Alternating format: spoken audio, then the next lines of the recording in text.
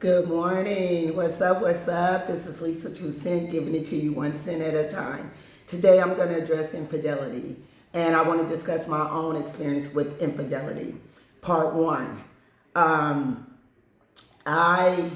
was in a relationship with my high school sweetheart, who we eventually got married and had a child, and so forth and so on. I remember I was in this relationship with my ex-husband now.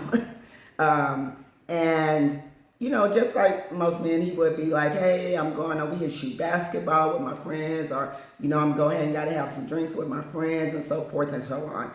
And my son at that time, because when we were together, we weren't, I hadn't had my son yet. And then I got pregnant in a relationship, and then we got married, trying to do the right thing. And then my son came along. Long story short is, after we had probably been in a marriage, honestly, it wasn't even that long, but we had been together since high school. I never forget, I was living in Inglewood, for people that do live in California. And at the time, the Lakers were still playing at the Forum.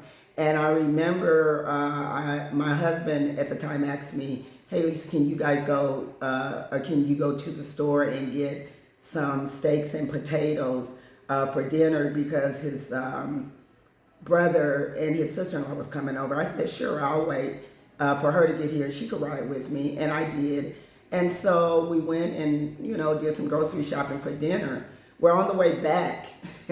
I'm driving down the street. I swear to God, God works in mysterious ways. I'm driving down the street, and as I'm driving down the street, because if you're coming out, I was on a street called Manchester and Western, and I was coming out of Ralph's Grocery Market parking lot. And the traffic was so bad because of the Lakers having a game that day. So I decided to take side streets. Again, God works in mysterious ways. That's why you can't tell me there's not a higher power. And I'm driving down the street, and when I get to the stop sign, waiting for a traffic to go for me to pull out, I see this car flying at me, like literally flying up the street. So I tell my sister-in-law, like, oh my God, this car, I hope they don't run into us, because we got both of our babies in car seats. Both of our kids are like under 1 year old, like between 6 months to a year. So no, this person didn't, they swooped up on side of me and was like, hey, is your name Lisa? And I was like, yeah, because when I was in high school, I was real popular. So I'm thinking it's somebody from high school. So she was like, I was like, yeah. She was like, is your husband name Joseph? And I was like, yeah. Excuse me. You guys, I just got over a cold, so my voice is kind of funny sounding. Anyway, so I said, yeah. She was like, when I told her, yeah, I had was my husband named Joseph, I said, yeah. She said, that's my man. And I said, and I was shocked. I was like, wait, what? And then I said, can you pull over? Because I'm one of those women, like, I'm not going to act stupid over a man. I'm just not doing it. I'm not built like that. But I do want to know what was going on and how long the relationship been going, so I can go confront his ass. So she pulls over, she backs up, pulls behind me. Now, on the corner was an apartment complex, and it was probably like 4 or 5 guys hanging out on the corner, just kind of hanging out, talking, drinking, whatever. And when she got out the car, I got out my car. My sister-in-law stayed in with the kids. I got out my car, but we were standing by my car. She walked up to my car. So we standing outside the car, and I said to her, I said, hi. I said, what's your name?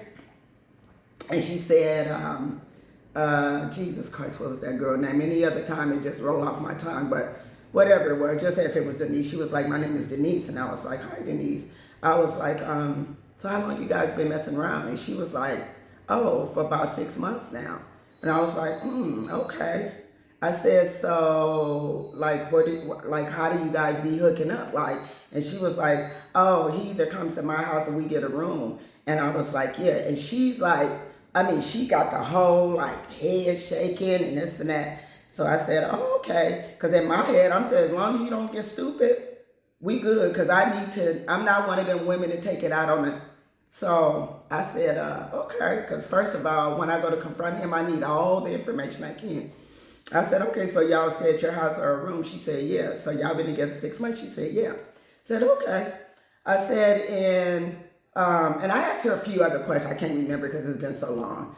Anyway, when she looked at my son, who was in the back seat, and said, hi, so-and-so, which is my son's name. I'm not going to put his name out there.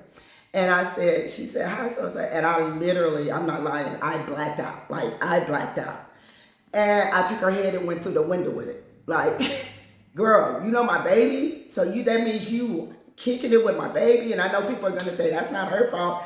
Well, it is, because at that point she know he's married, and so forth and so on. And you're telling me, like, you pulled me over to tell me that, and I was okay until now. Now I know you have been in around my baby. So I took her head through the window and literally blacked out and took her head through my window.